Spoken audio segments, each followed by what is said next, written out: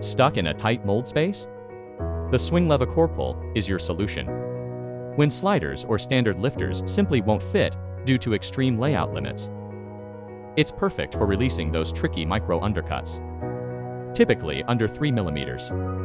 Here's how it works. It converts linear mold opening into a precise angular swing. This swing smoothly pulls the core out of the undercut area. Key design insights for success.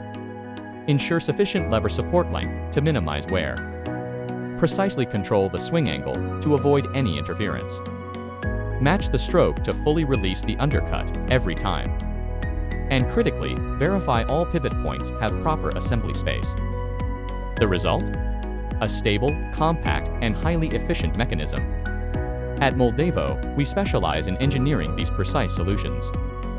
Using NX and Moldflow, we simulate every swing for perfect performance. Want to see if it works for your part? Send your 3D model for a free DFM review.